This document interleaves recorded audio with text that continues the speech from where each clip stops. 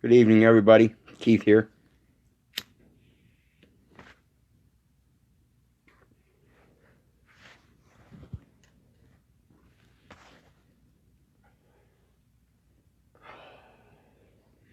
Hoping everybody's having a good night, living life, loving life, enjoying life, staying warm. Wanted to talk to everybody tonight about the Admiralty jurisdiction and what role it plays amongst the other jurisdictions. And one thing I want people to realize is that the four jurisdictions we have: the jurisdiction of law, which is of man, of nature, of every person or all peoples, and this is in your in the theory of omnipresence. In other words, it involves everything. Then we have your law of equity, and that involves every man.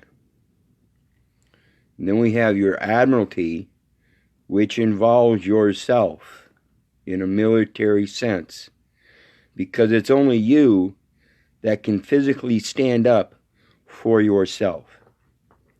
And then we have the maritime, which is the merchant law, which is the law of persons. Of these four jurisdictions, these two, law and equity, have a fictional sense about them, in that the law is something that has a commonality to all man on earth through a sense of spirituality. And then your law of equity is based more on local customs in regards to that spirituality.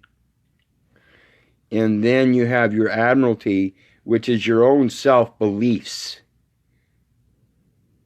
You know, what you need to stand up for in regards to your own internal beliefs. And then you have, like I said, the maritime merchant jurisdiction, which is the lowest. And so we see that the admiralty jurisdiction, which is, like I said, the only law that shows a presence of a physical man as enforcement. And it does so as enforcement for all of the three jurisdictions. In the merchant law, maritime law, you see it through enforcement of police officers and officials and security guards, things of that nature, in regards to policies, procedures, regulations, codes, things like that, which are public within that jurisdiction. Our United States Code is a public code for the United States here on America, but it's not necessarily so public to other countries. Even though it's published publicly, it doesn't apply to them. That's a public law, based on local commonalities. Then you have your private international law, and this is why I was talking about your trusts being the enforcement behind getting over all of this oppression. If you have your own trust set up, your own private trust through a private membership association that has an actual value to it, as opposed to their fictional trusts, which have no value. They're not backed by substance. They're backed by words based on things like terms called territories. And remember, people, again, I just want to make a quick note when we're talking about these all this oppression and everything. We have to understand. We have to get back down to the base root of the words that are being used. As I've explained lately, when we go into these courts and we talk about that defendant, he's a defendant because he's been defended. He can no longer fend for himself. So we have to stand up and fend for him. And that's the Admiralty part. We have to stand up and fend for him in a physical sense. And we're the only ones that can actually profess to do that, because as the American national that has a paramount superior interest in that decedent that carries our name, we have that superior interest. We are the only one that can actually physically stand up and fend for that deceased testator in the proper capacity as executor. So we have to learn how to start doing that. And this is I was thinking about doing this video earlier. I posted a note that I was going to be doing it, and in between I've been thinking about it, and one of the thoughts that crossed my mind is the way these laws are set up is actually the same foundation we want to set up our trusts. Like I've been talking, we want a trust within a trust within a trust, and we want to be the ones that physically stand up and enforce that. And so this is the four different jurisdictions are the ones that we want to understand and learn how to carry out throughout our daily business, whether it be private or public. And so we always have to be aware of what jurisdiction we're carrying ourselves in throughout the day, and always be aware that we're doing it in our Admiralty jurisdiction. We always carry that Admiralty jurisdiction with us because we're the ones enforcing our decisions throughout the day in a physical sense. We're the ones making that step forward. We're the ones that go into the stores and exchange those things without saving that receipt, which is original issue discount, and doing 1099s on them. You know, if we start doing that and we become that military enforcement by doing it through our own thoughts and emotions and educating ourselves on these processes, then the substantive process of law will work. Because that's what your levels work by, is you've got to be able to substantiate what your actions are. So if you want to carry natural law and be respectful of every other man, you have to carry that natural law and be respectful of every other man and their decisions, regardless of their nationality, race, age, creed, sex, sexual identity, religion, non-religion, whatever. You have to give them all fair dueness in spirituality. Now, if we're talking about equity, we don't talk so much about equity with somebody in another nation, because their equity, what's fair and impartial to them, has been deemed by their own commonality within that nation. So ours may be different, but that's the spiritual connection, the custom spiritual connection we have with our own local communities. And this is where the common law actually derives. Common law actually derives from your actual local communities. The more common each of the local communities are with those that surround them, it's just like anything else, the more it grows. So once a new idea catches on in this community and becomes custom, and this person from this community has interactions with this community and sees that and carries it over into their community and becomes common there, if it's a good thing, it should spread. If it's not, it shouldn't. It should be quashed. And that's our problem. We're getting caught up in cognitive dissonance of conveniences and not realizing they're not really all that convenient. You know, I spoke about this once before. When you're paying a government to do things for you in good faith, whether they do them in good faith or not, it's actually costing you. It's actually costing you. It's actually costing you. You become part of that government system where you start taking upon benefits and they're taxing you for everything they do. It's costing you. It's costing you. It's costing you. Simply because you want convenience. You know, our forefathers wanted convenience of educating our children in one spot, and that way they could go on carrying out their duties without having to educate their children. So they handed that responsibility over to somebody else, and now look where we're at. So we have to stand up physically and start taking our admiralty position and be the admiral to our fleet, and start producing captains who know how to sail their boats, who know how to create their vessels. So understand this stuff and realize that the hierarchy of the law, you got your law, basically the law of nature. Common law follows that of natural law, so that means it's the equitable law, which follows that of the natural law. And then you've got your admiralty law, which is enforcing the merchant law to follow the other two laws, because they're supposed to be uniform with the other jurisdictions. UCC 1-103, to be uniform with all uniform throughout all jurisdictions.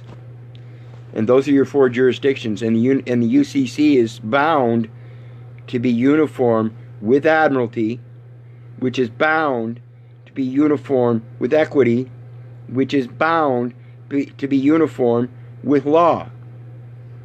Uniformity throughout all of them.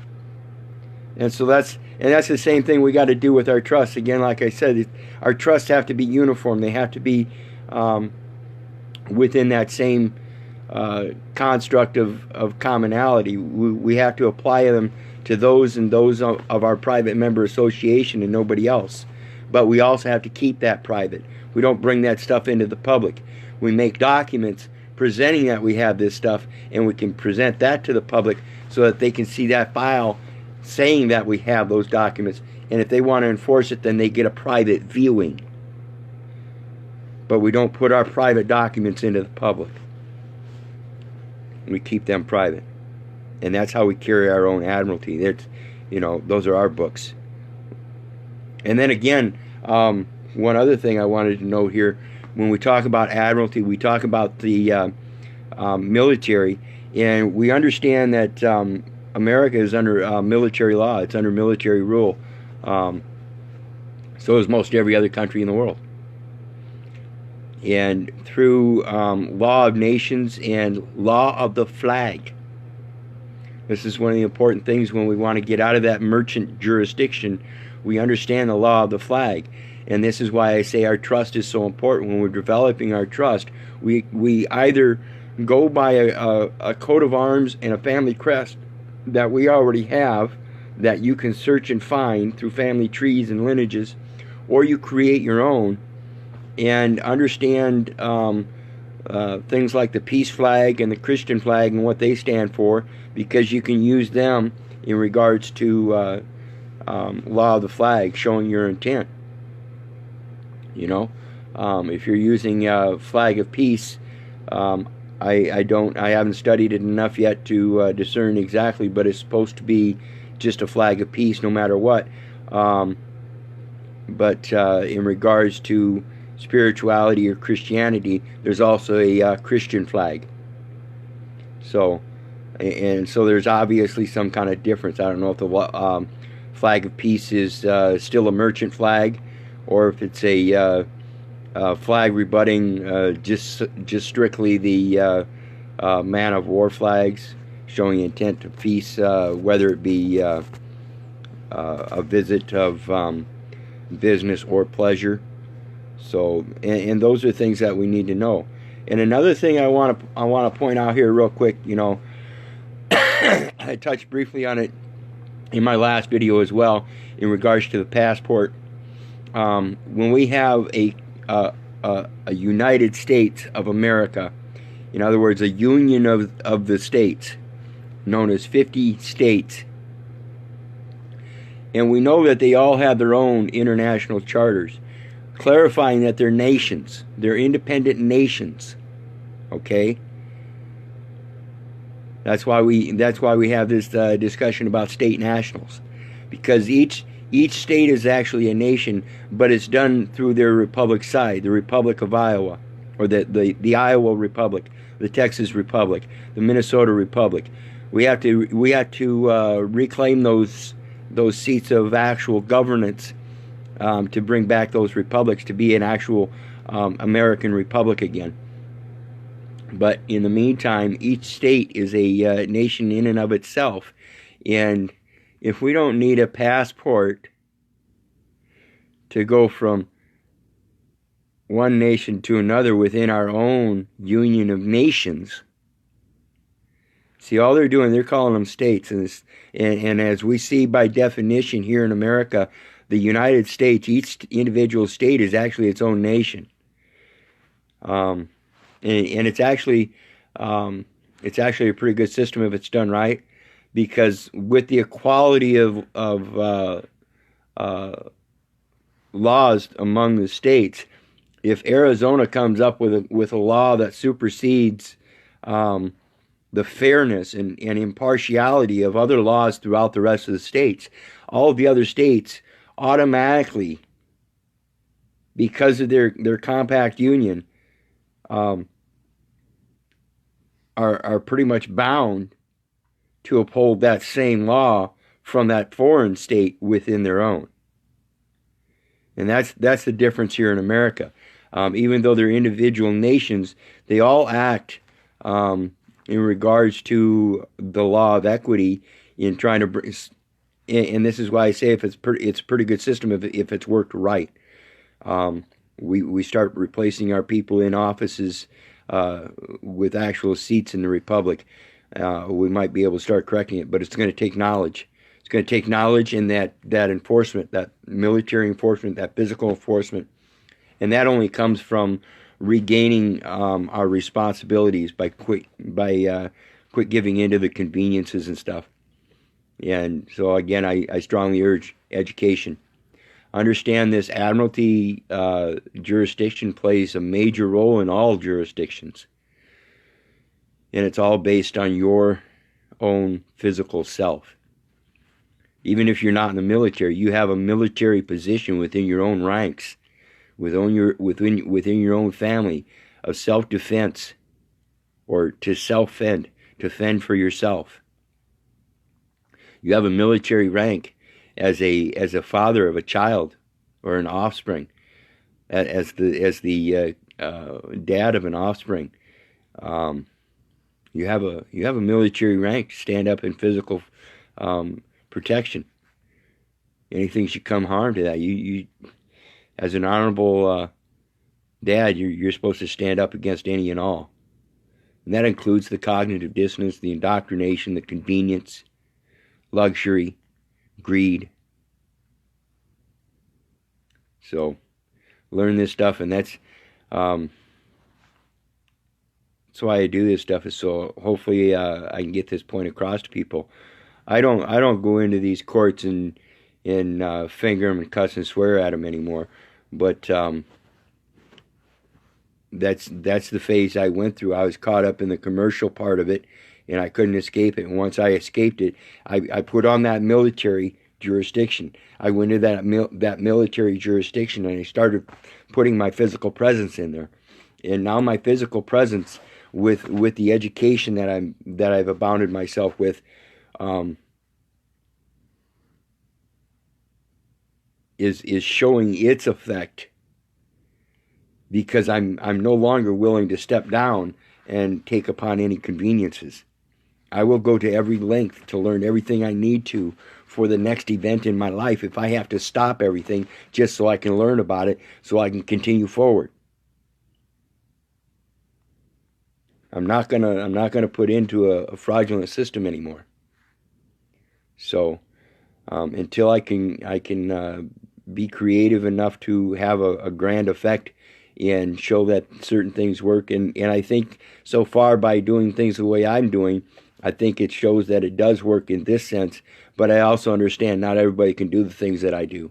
Not everybody can just up and quit commerce and go strictly to barter and trade and spend 90% of their time with education and communication and research and all that.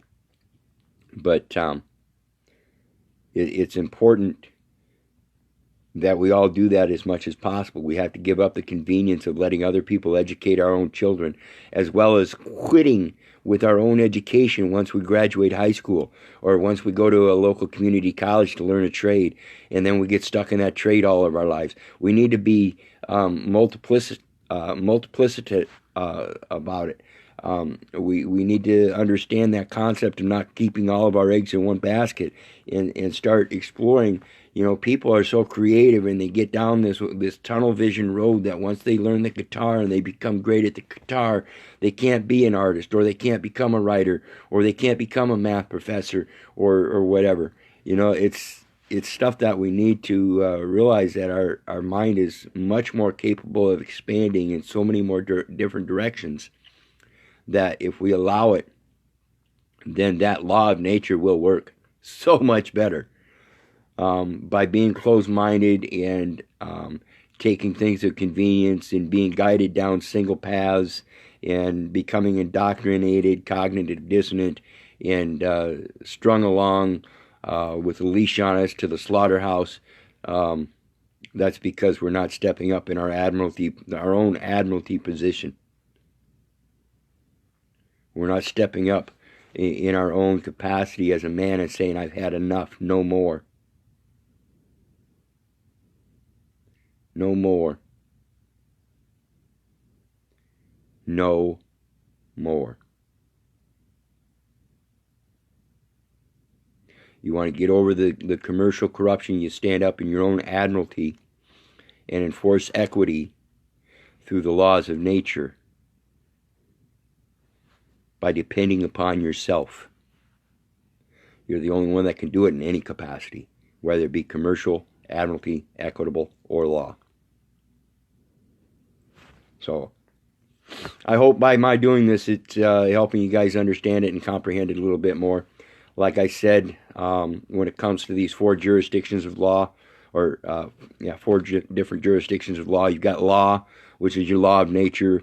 A lot of people call it common law. It's not. Law of nature is law of nature. Law of equity is more your common law. It provides, what happens is your equity law provides a remedy and relief for situations where your merchant law does not provide remedy and relief to the living man. There are many situations that people get in, like myself. I've done time in jail, and I found out that it's wrong, and therefore I should be compensated. The Court of Commerce doesn't necessarily provide for that, because there's no like set fee schedule or anything like that. It says, well, if you incarcerate somebody unlawfully or incorrectly or through fraud or by mistake, there's a certain cost. It doesn't provide a cost. All you can do is come back on them criminally and say, well, he acted unlawfully and had me thrown in jail against the law, and it cost me this, and it's gonna take an action in suit to get compensated, rather than already a remedy being provided. So that's what your law of equity does. It helps provide those remedies where the commercial law does not. So again, that's more your common law. It follows the laws of nature, which shows that it's a clear separation. So the law is the law of nature, equity is the common law, admiralty is the physical enforcement of those laws, and helps maintain the enforcement of commercial law, but always supports the higher jurisdictions if they're asserted properly. So again, that's why we have to do our trusts in a specific way. Somebody called it an umbrella trust. I call it a trust within a trust within a trust. And you're going to do it all in a private manner. And again, like I said, it issues a lot like the four jurisdictions of law. You're going to have to physically write these trusts. You're going to have to physically back them. You're the one that's going to have to physically participate in all of its motions, whether it be as signatory, autographer, document creator, funds provider, property provider, real property provider, you're going to be the paramount party of interest, and you have to act like it. So think about this stuff, and again, I hope this helps everybody out. If it weren't for you guys, I wouldn't be doing this. God bless. Have a great night.